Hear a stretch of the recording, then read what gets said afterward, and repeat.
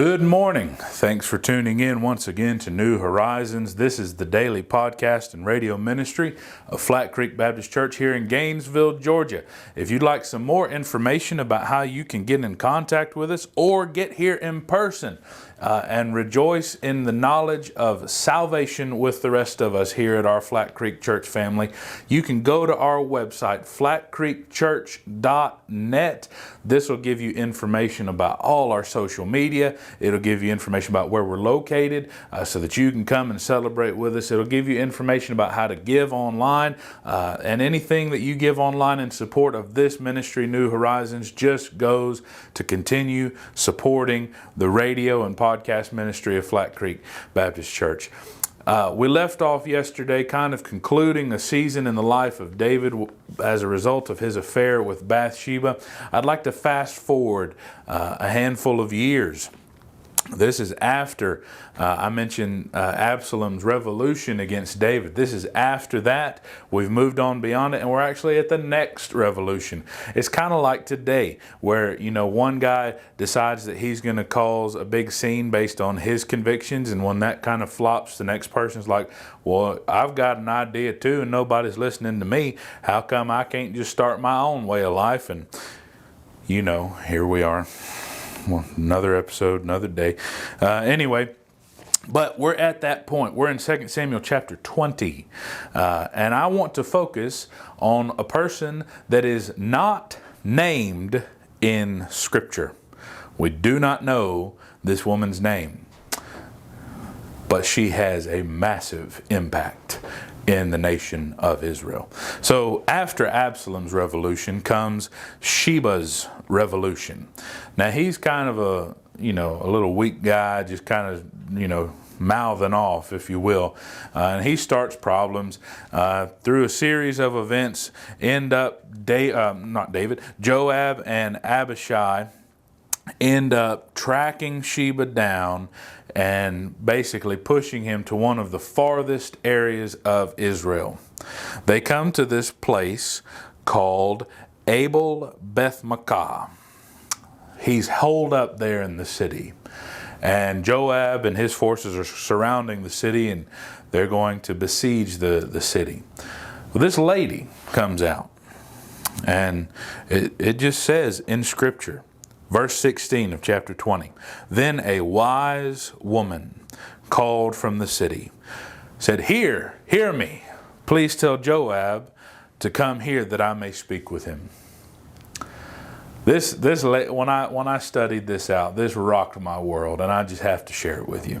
This lady comes out and stands before one of the most dangerous men, possibly in all the world, but certainly in all of Israel, Joab. Joab, at this point, has just finished cutting down David's other general, Amasa, and has assumed his role, Amasa's role, as the general of David's forces again. We skipped a lot of stories to get to this point, but you can go back and read it. But Joab is not a just generous, kind, understanding fellow.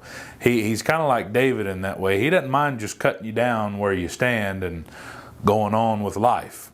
Okay, but this lady comes and she stands before him and says, this thing that you're doing, it's going to cause so much more bloodshed than ever needs to happen. She goes on to say, they used to come here to ask for advice, and they would end the dispute. She said, I am of those who are peaceable and faithful in Israel. You are seeking to destroy a city, even a mother in Israel. Why would you swallow up the inheritance of the Lord? So she challenges Joab. She says, you're going to burn down this entire city to capture one man. This is foolish. We can handle this if you would just tell us. And Job says, far be it from me that I should swallow up or destroy. Almost, you got to think he says it almost sarcastic, like, yeah, right, like I'm here to destroy a city. It's almost as if my reputation has preceded me. Well, it has. That's why she's here. And she says to him, behold, his head will be thrown to you over the wall. Then the woman wisely came to all the people. They cut off the head of Sheba, the son of Bichri, and threw it to Joab. He blew the trumpet, and they were dispersed from the city. Each went to his tent, and Joab also returned to the king in Jerusalem. So this lady teaches us a few things. This lady teaches us, one, a huge lesson against being indifferent. She teaches a huge lesson about how we need to stand up. We need to not be afraid to go and look dangerous people in the eye and say, you're not going to burn down my city, all for the sake of capturing one evil, wicked man. No. We will take care of this. We are able to keep the peace here by removing the wickedness from amongst us. And so the first thing we understand is, as a peacekeeper, as Christians, we're not looking for war. We're not looking for fights. We are not looking for conflict. But we are certainly not to be passive and keep our mouth shut. Do you understand that? We are to stand up for the knowledge of the hope that is within us. 1 Peter chapter 3, I believe, says, always be ready to give an account for the hope that is within you. Be ready to give an account, not be ready to sit back and watch people run all over you. No, you stand up for the gospel. Stand up for the gospel. The Lord does not need us to protect His word. It has endured for the entirety of all creation. But He has put you in your situation in this moment. We need to stand up. Peacemakers are not passive. Peacemakers are also not pushovers. She goes and she stands up to one of the most dangerous men in all of Israel, and she says, I'll handle this for you. I'll go to Sheba, I'll find him, we'll cut his head off, we'll throw it over the wall, and then you need to get on back home because we don't like you being here. You like to burn stuff down. We're not interested in that. And so she goes in, and she goes to somebody who's really there causing a lot of problems for the kingdom. And she kills him. It's there. You can read it with me. I hope you read along with me if you're able to, not while you're driving or anything, but it's there.